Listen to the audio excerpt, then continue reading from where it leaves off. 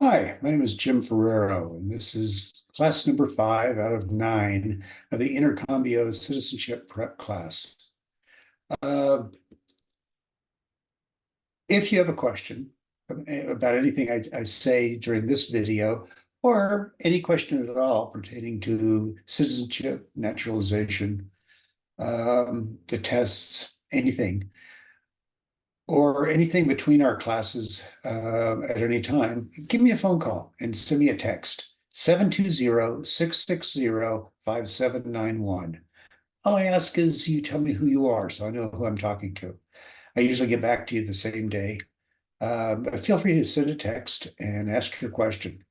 If it's a complicated question, maybe I might suggest we set up just a one-on-one Zoom call, short one, so I can explain it in more detail.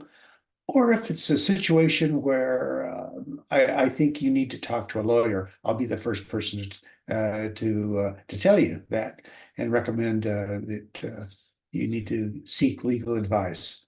I'm not a lawyer. I am not an immigration attorney. I don't work for the USCIS.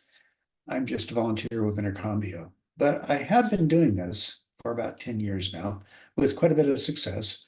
About 425 students from 38 different countries, most of whom have gone on to get their citizenship. These classes are set up to help you do this yourself.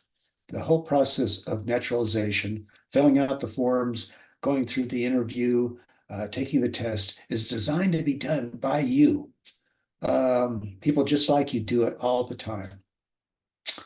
As a matter of fact, over 92% of the applicants, people who send in their application form, they're in 400, pass the test and the interview the very first time. Most people complete and submit their application themselves without using a lawyer. The USCIS, the United States Citizenship and Immigration Services people, the people who will be doing the interview and be looking at your application, their job is to make citizens, and that's what they enjoy doing. That's where they get satisfaction from their work. They're not there to keep you from being a citizen. They're there to make you a citizen.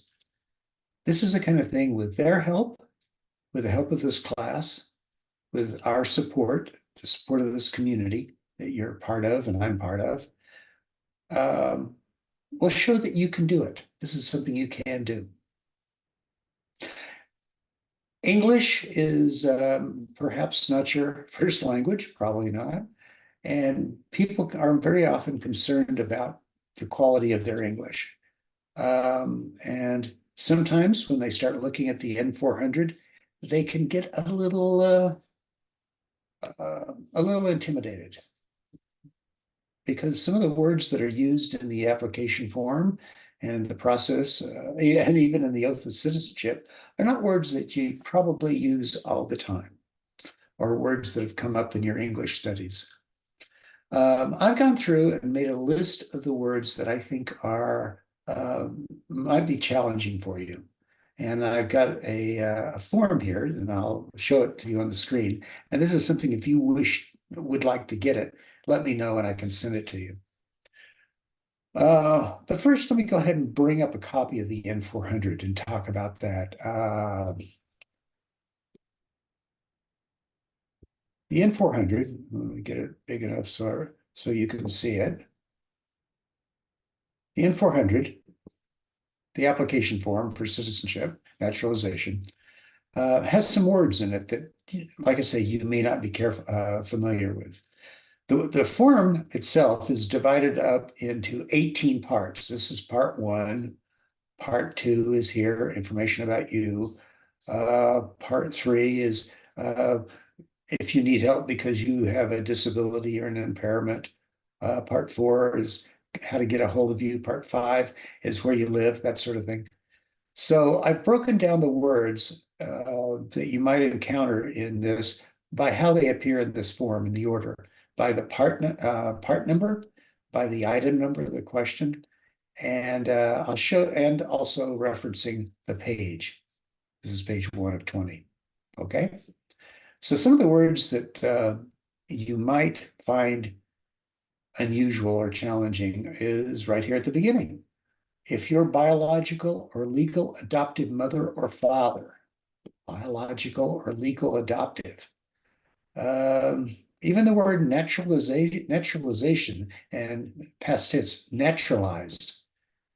Um, so we're going to talk about those words now, and I want to show you this form I've got. It breaks them down by,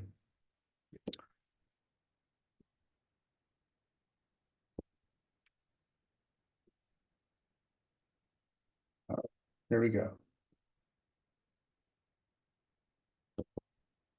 See, it's broken down by the page number, the part, and as I say, parts 1 through 18 in the application, and then the item number or the question number. For example, at the very beginning, page 1, start at the beginning of it, uses the term biological mother. That just means the mother who gave birth to you. An adoptive mother would be a mother who adopted you legally. On the same page 1, part 1, item 1A, uses the term lawful permanent resident. Well, that's what you are. Somebody who has a green card is a lawful permanent resident. That means you're here lawfully. You've gone through the process of filing with the USCIS, you got your green card, and you permanently live in this country. All right. Page 1, part 1, item 1B, spouse. Sounds a lot like the Spanish word esposo or esposa, and it means the same thing, husband or wife. Sometimes the phrases that are used might be a little clumsy or might be a little hard to understand. For example, page 1, part 1, item 1C, engaged in specific employment. Just another way of saying working at a job. So this form is broken down in part 12. It goes through some really interesting words. For example, on page 11, part 12, question or item 4A talks about hereditary title or order of nobility. Well, you know, I don't want to highlight all that, but hereditary title or order of nobility, it just means that this is a title that you would have inherited from your father. For example, are you the King of Spain? Are you the Grand Duke of Vienna? Um, are you the Prince of Lagos, Nigeria? So those are hereditary titles, orders of nobility. Right below that, in the same page, page 11, same part 4B, it talks about inherited titles. And again, that's another way of saying hereditary titles. A title like Duke, Prince, King, Marquis, Viceroy, whatever, those are titles that you would have inherited from your father or your grandfather. Um, page 12, part 12, question 10A, B, and C uses some rather difficult to define terms. For example, Communist Party. Have you ever been a member of the Communist Party? And that's a political party that formally supports communism, like they have in Russia, like they have in North Korea, like they have in Cuba or Laos or Vietnam. The very next part, same page 12, part 12, 10B, says totalitarian party.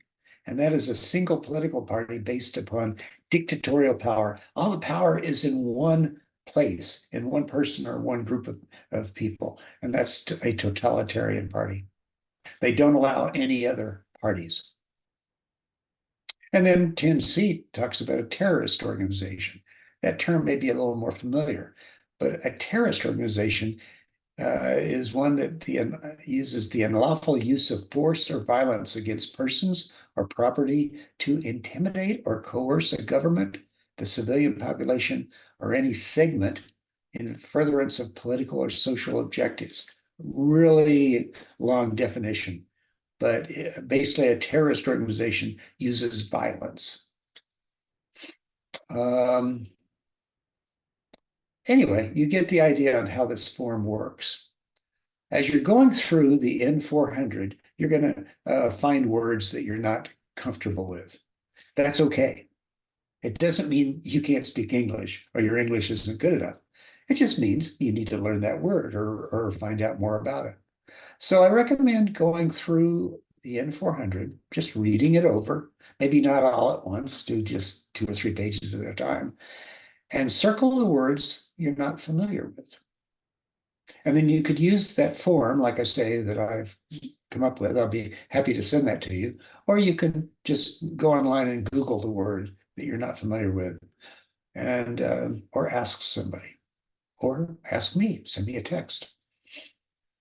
And then pretty soon you'll have gone through the entire N400 and you're comfortable with the words. So that way, when you go to the interview and they might use one of those words, you'll be able to answer. You'll be familiar with it. So this is how you would prepare for the interview and how you prepare to be ready to submit your own application. Um, at the very least, as I say, if you'd like that form, I'll be happy to send that to you. Just send me a text and tell me you want the N400 Word form. I don't know what that means. And give me your email address and I'll send it to you, your email, and you can download it. I think it's 4 or 5 pages, so it's pretty easy to download and print. All right. Okay. The next thing we're going to talk about in this class is the oath of allegiance. The oath of allegiance. The oath of allegiance is the citizenship oath.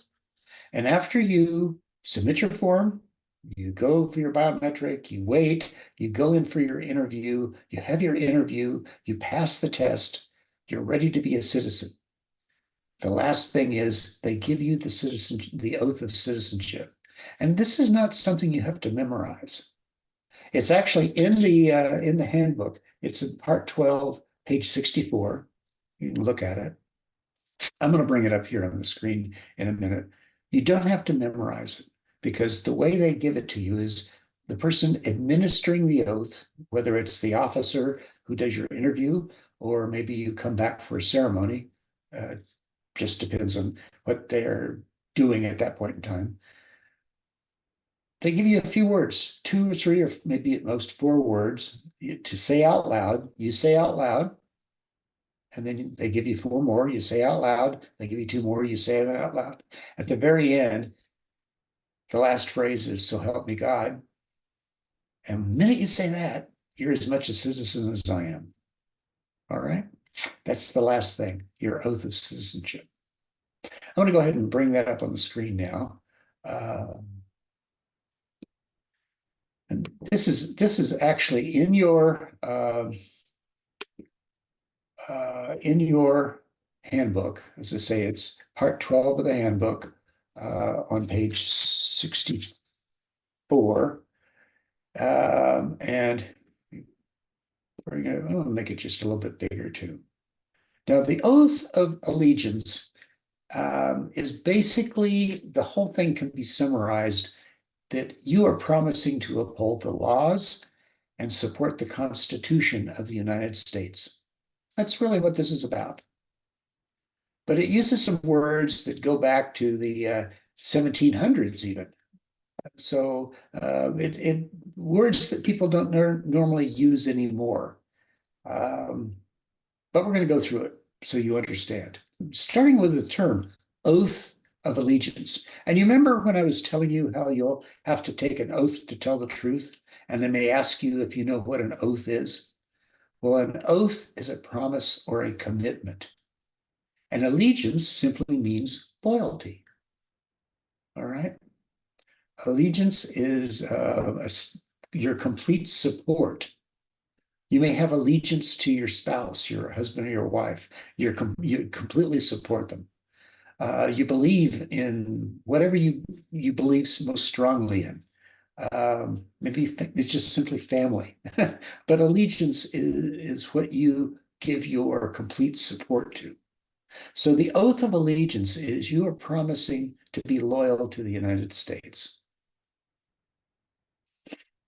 It starts off, and again, they will give you just three-fourths. They may start off by saying, repeat after me, I hereby declare. And you would say, I hereby declare.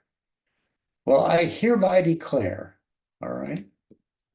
I hereby declare, and hereby means right now, now, at this point in time, I declare.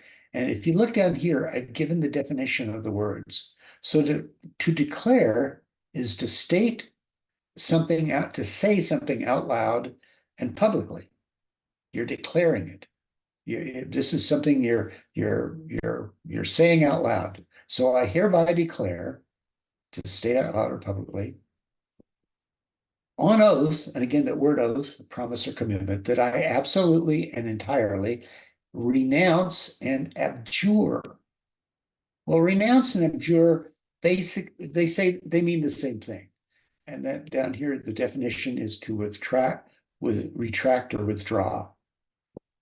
So I hereby retract or withdraw all allegiance, loyalty, and fidelity is another word for loyalty, to any foreign prince, a king-like person over another country, a potentate.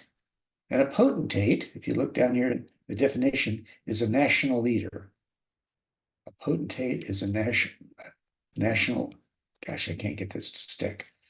Potentate is a national leader. A state refers to a government of another country, or sovereignty. Sovereignty down here is a supreme national power. Of whom or which I have heretofore, that just says, because of that, to these people, I have previously been a subject or citizen. So you're basically withdrawing your loyalty to the dictator, to the king, to the leader of the country that you were a citizen of, to become a citizen of the United States. The second part of it, phrase, is that I will support and defend the Constitution and laws of the United States of America. And that is really the whole point of this oath, that you're going to support and defend the Constitution and laws of the United States of America against all enemies, foreign and domestic. That means enemies outside our country and enemies inside our country. During the Civil War, when states decided to break away from the country, they became enemies of our government, but they were domestic. They were inside the country. People who stormed the Capitol on January 6th of 2021 and broke into the Capitol, and those were enemies of our country. And they're being punished now. They're being sent to jail for that. Part 3, that I bear true faith. What does bearing true faith means? Well, in this part, it means a belief that I bear true faith and allegiance to the same, to the Constitution and the laws of the U.S. So you believe in the laws. They're just. You understand them. You believe in the Constitution. So how are you going to go about doing that? Well, 4 says that you will bear arms. That means you'll take up guns if you have to, use a weapon on behalf of the United States when required by law. Unless you're a young person, this is probably never ever going to happen. But it's you're willing to do that much, or 5, that you'll perform non-combatant service. So instead of just carrying a gun, maybe you're an old guy like me. They don't want me carrying a gun, I'm sure. So they might, how could I help? Well, maybe I could drive an ambulance, or maybe I could sit behind a desk and help with the paperwork. I don't know. But that would be non-combatant service. Service is to help, to work, and non-combatant means I wouldn't actually be in a battle in the armed forces of the United States, if required by law. That I will perform work of national importance under civilian direction when required by law. And that may mean, say there's a fire or a flood or an earthquake or something happens and they need the citizens to come and help filling sandbags or rescuing people or whatever. That's the kind of thing that you might be called on as a citizen. It doesn't happen very often. In my lifetime, it's never happened. But that's what you're promising to do because you feel so strongly about your support of our government and our laws and our Constitution. And the last phrase is, I will take this obligation freely. And an obligation down here is defined as a duty or responsibility. So I'm going to take this duty or responsibility freely without any mental reservation. Mental reservation is doubt or purpose of evasion, and that's being dishonest. So help me God. And when you say, so help me God, you're as much a citizen as anybody who's born here. So it's important, like I say, you don't need to memorize this, but it's important you understand what it says. It's possible during the interview that the interviewer may ask you, do you understand the oath of allegiance? And you could say that it's just as simple as the second phrase, that I will support and defend the Constitution and the laws of the United States of America. You support and defend the Constitution and the laws. And when you tell them that, they know you understand what the oath is about. And all these other words are just basically supporting that, if that makes sense. If you have any questions at all about the oath of allegiance, maybe one of the phrases you're still not clear what it means, send me a text and I'll get back to you and I'll explain it in such a way that it does make sense. It's pretty important. All right. Well, we're just flying along today on what I wanted to cover in this class. We've already, let's talk about the civics questions that we've already covered. We've almost covered all of them. We've covered in the first section, 1 through 12, and then 13 through 47. Hopefully, you've been looking at those and you've reviewed them yourself. I'm going to go ahead and bring up those questions, and maybe we can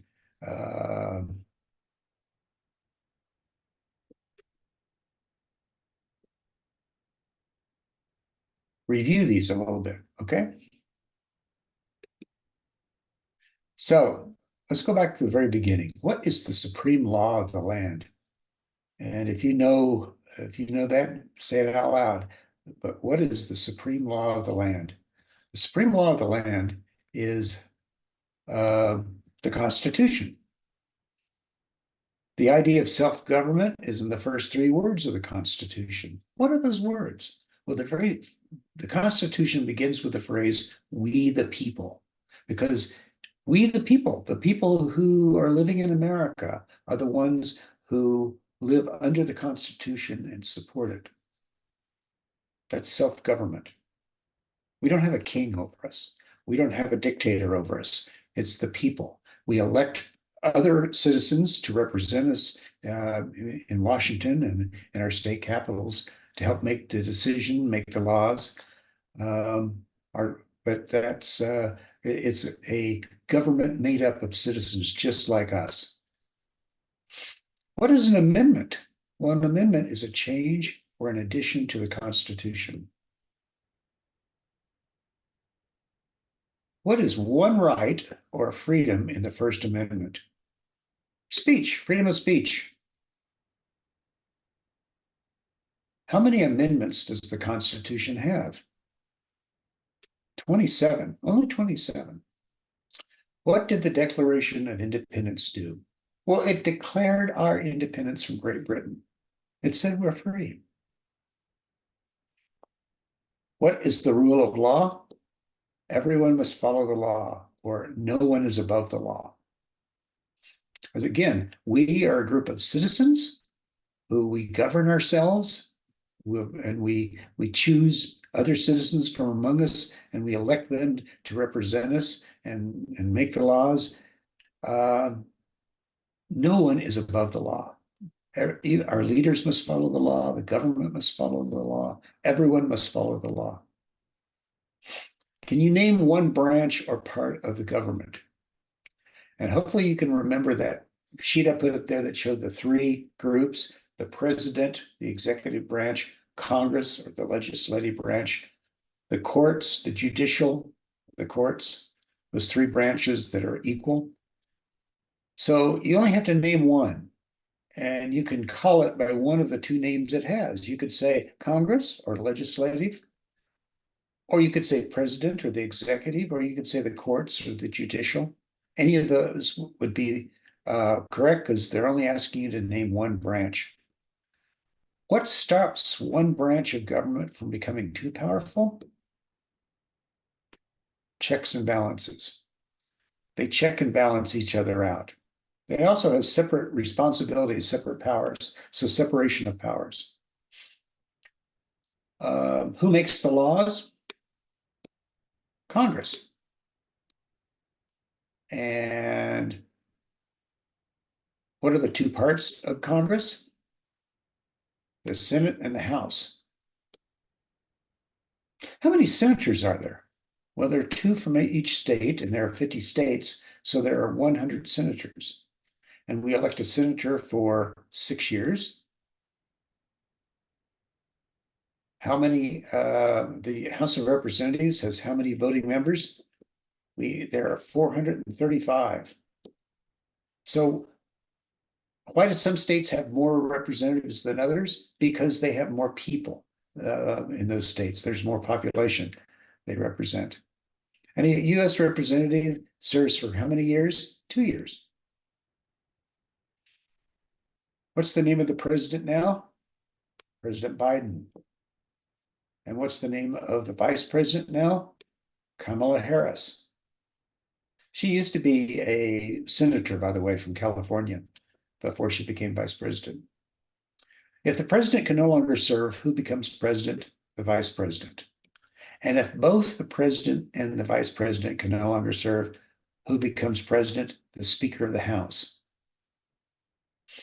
Who's the commander in chief of the military? The president.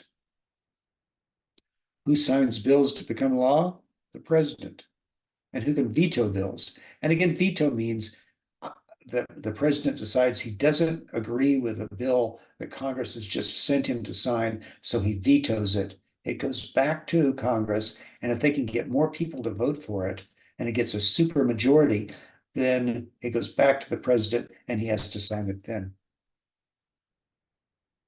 Remember that term, the president's cabinet? It's not something hanging on a wall. A cabinet was an old 18th century English word for a small room, and that's where the advisors to the president met. So that's why they call it the cabinet.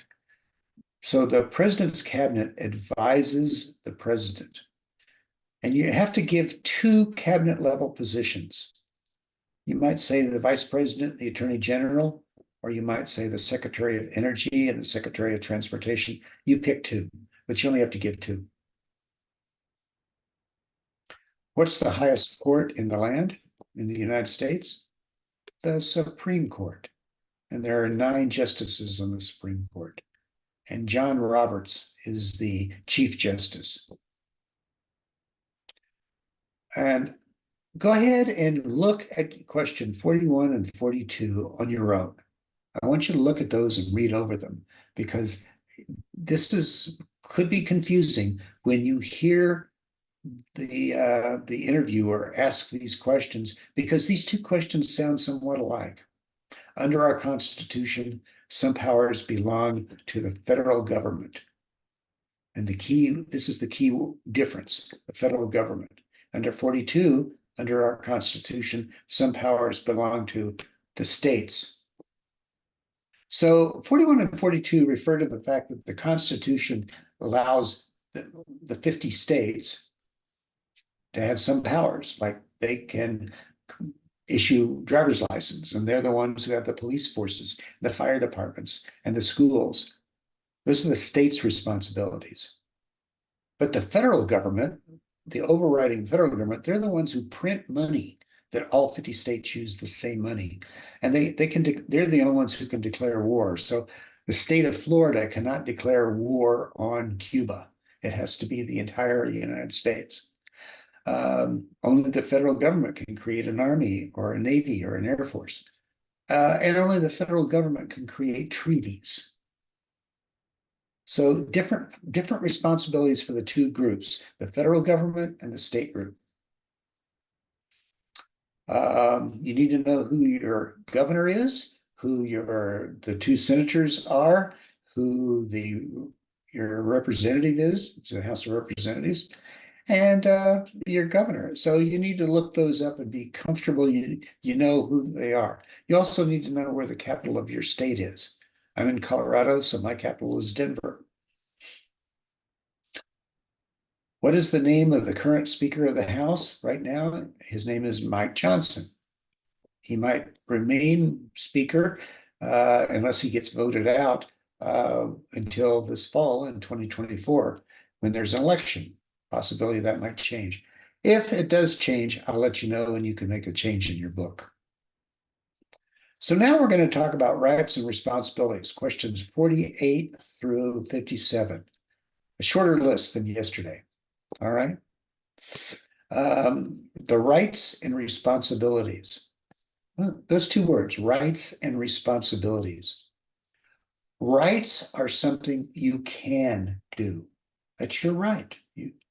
Your right is something you can do. You're able to do.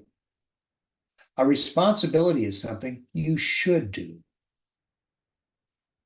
Subtle difference. A right is something you are able to do.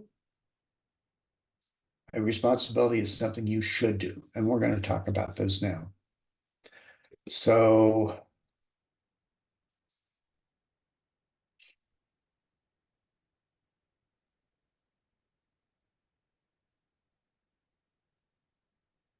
make this a lot bigger.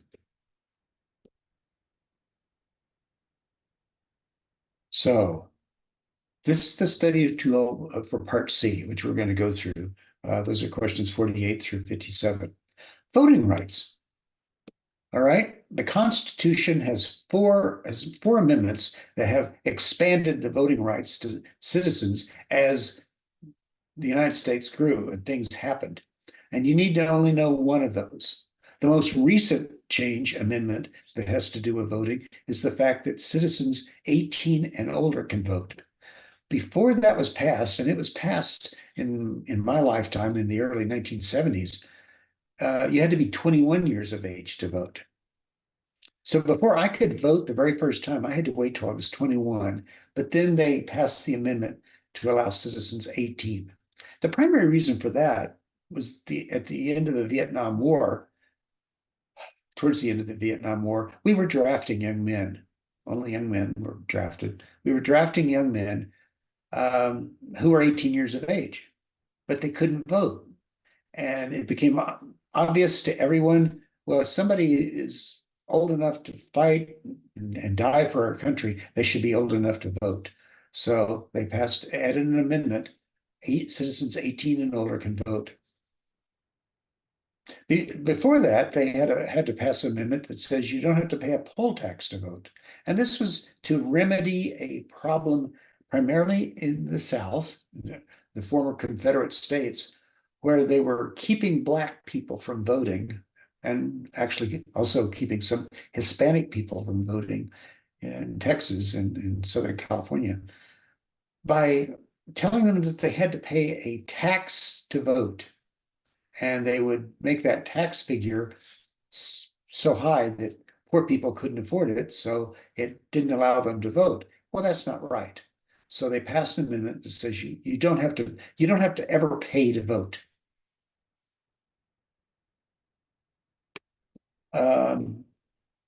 Right before beginning of World War I, in the early 1900s, 1917, they passed an amendment to allow women to vote. So that was any citizen can vote. You don't have to be just a man. And then after World War, before that, after the end of World War, at the end of the Civil War, the North won, kept the Union together, and they freed the slaves. And they acknowledged that the slaves were actually citizens too. They passed an amendment that said that a male of any race can vote at that point in time. So they had to pass different amendments in history. Okay.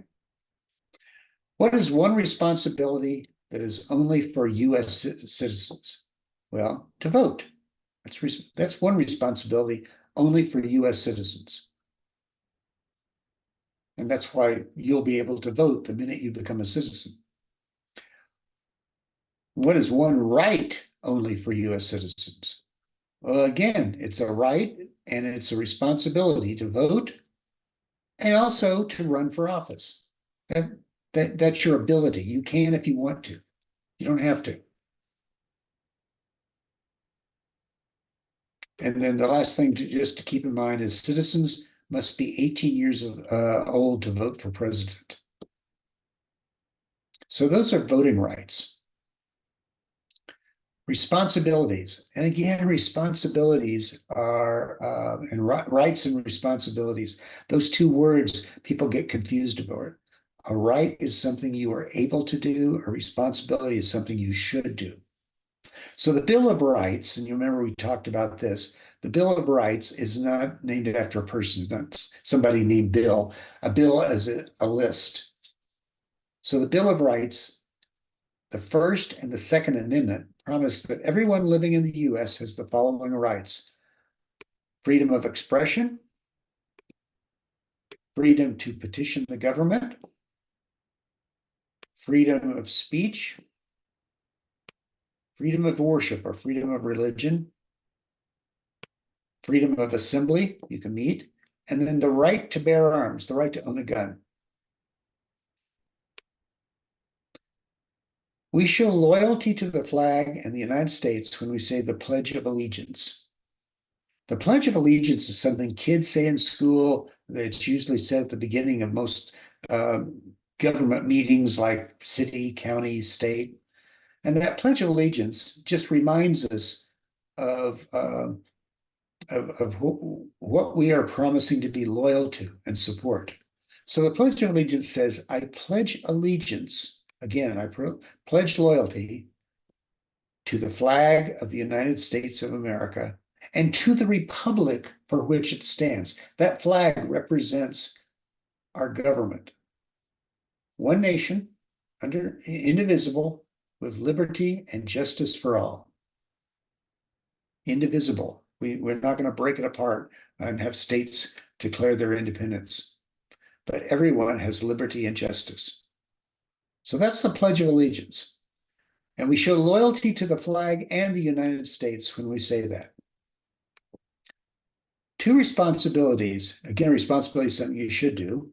Everyone must file and pay income taxes, and all males between the age of 18 and 26 must register with the Selective Service between the ages of 18 and 26.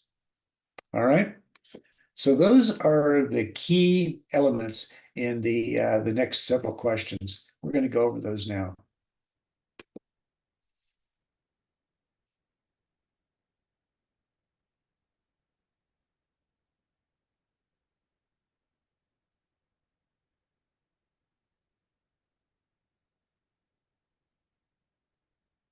All right.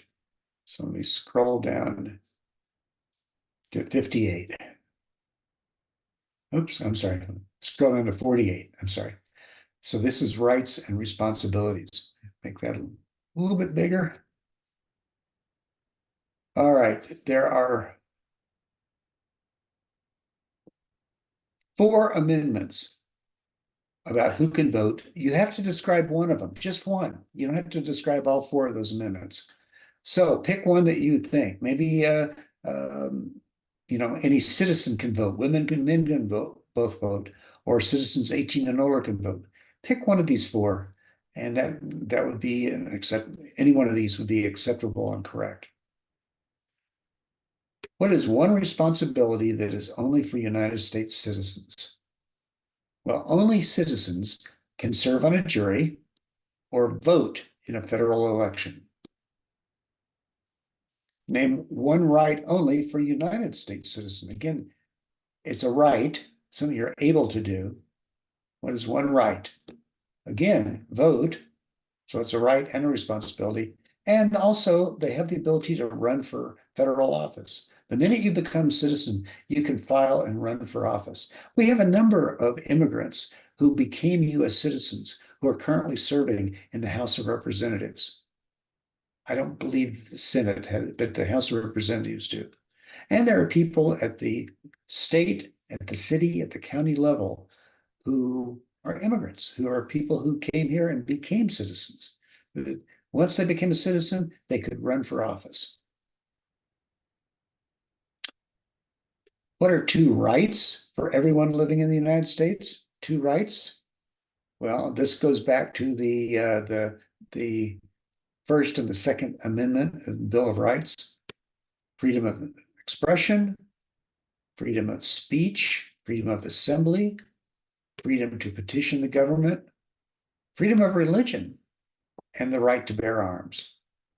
And when they ask this question, they only want you only have to give them two of those. Okay. What do we show loyalty to when we say the Pledge of Allegiance? And you could say either we show our loyalty to the United States, or you could say the flag, because it represents the United States, the same thing. And this goes to the oath of allegiance that we talked about earlier in the class. What is one promise you make when you become a US citizen? Well, you promise to give up loyalty to other countries.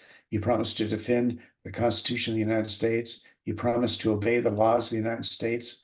You promise to serve in the US military or serve and do important work for the nation if needed.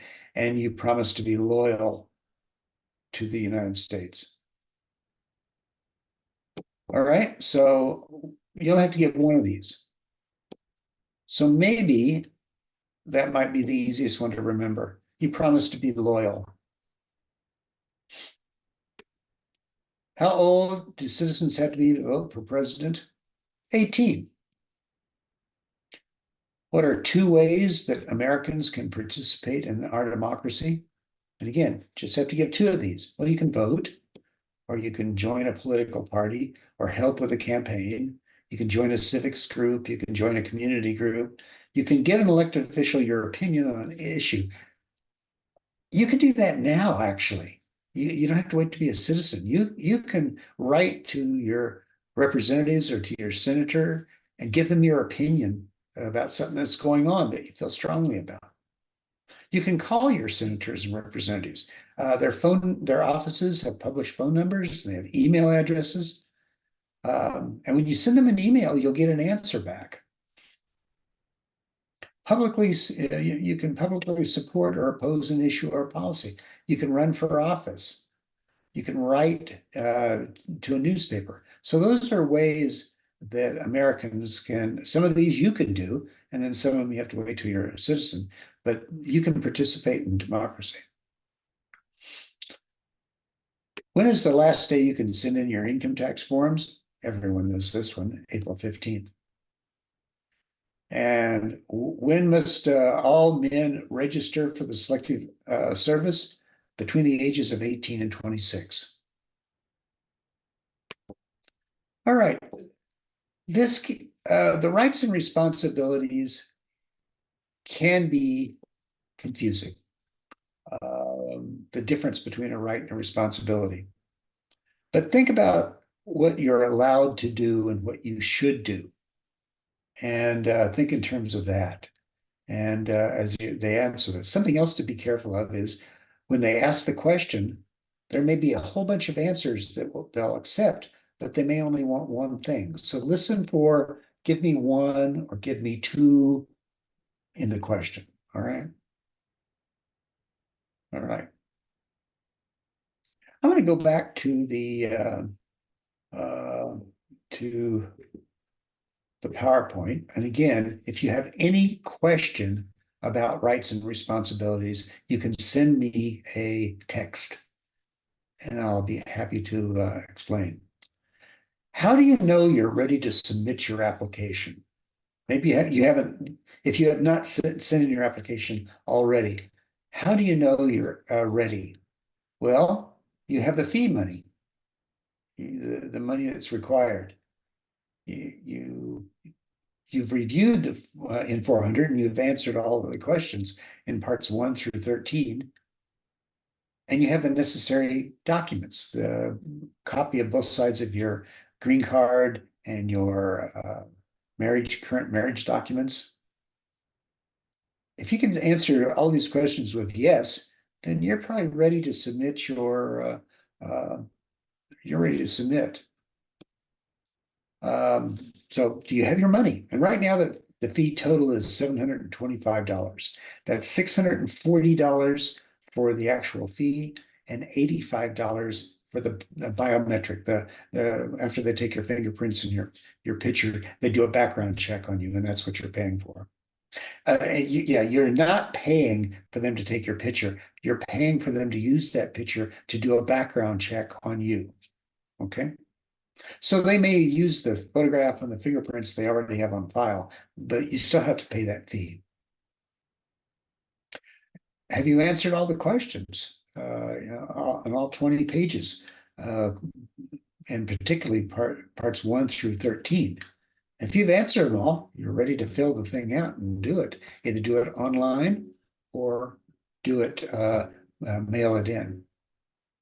And again, if you mail it in, you have more options to pay. If you mail it in, you can use a personal check or a cashier's check or a money order. And like online, you can use, of course, a credit card or a debit card.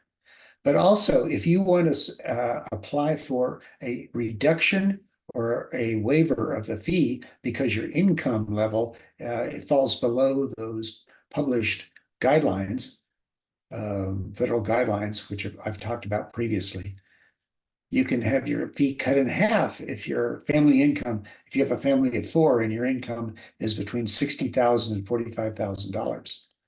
It's your declared income that you filed on your taxes for your family. If that is between 45 and 60,000, you can have that the fee part, the $640 cut in half to 320. If your family income is below 45,000, you can have the fee waived, means you don't have to pay anything. Um, do you have the necessary documents? And have you translated your marriage document if it's not in English? You've done all those things. You're ready to submit your form as long as you have been here for 5 years,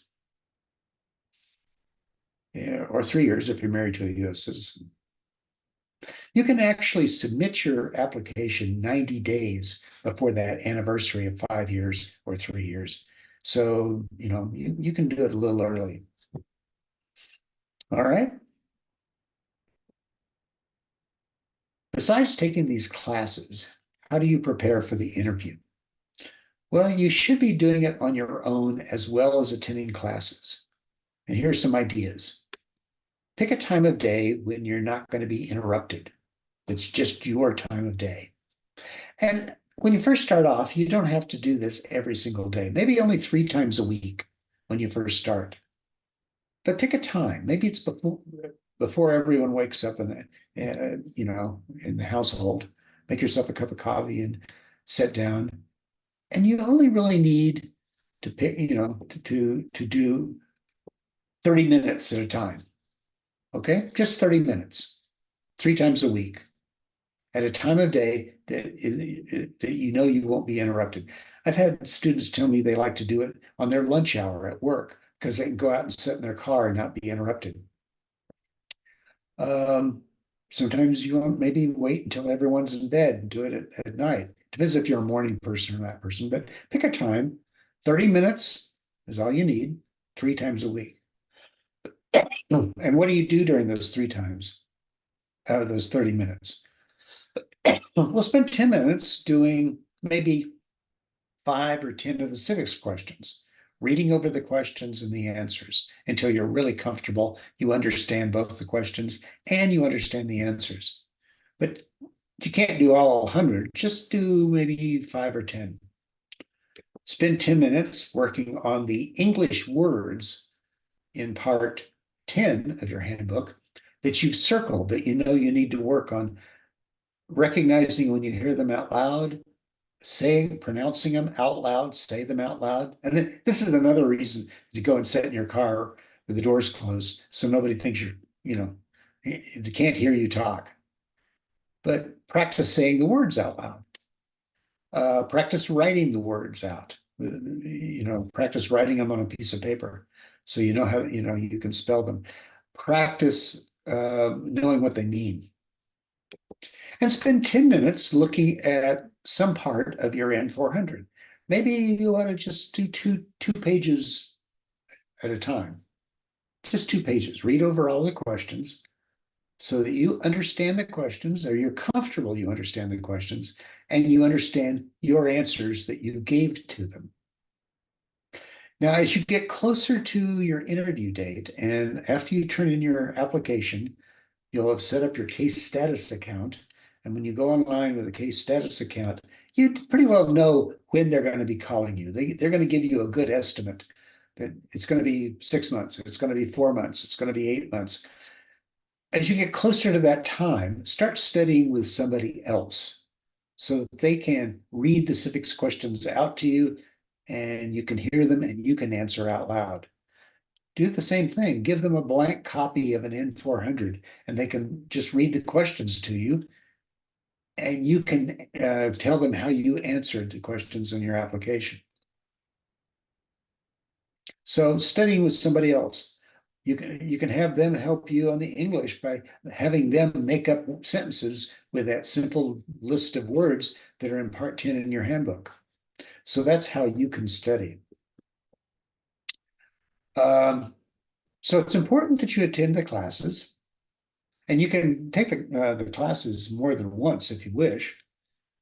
These videos that are available, you can watch those on your own if you want to help as well. And study, prepare. And then as you get closer to your time, you're going to get a letter telling you the exact date and time of your interview. And when you get that letter, let me know, send me a text. And if you want, I can set up a private Zoom class with you to go over anything you want to review to prepare for that interview. Okay? So I'm going to offer to do that. There'll be a private class for you once you get that letter saying that you know the time and the date of your appointment. And we can go over anything you want to talk about so that you're comfortable and you know what to expect at the interview. Well, that's what I wanted to cover in today's class.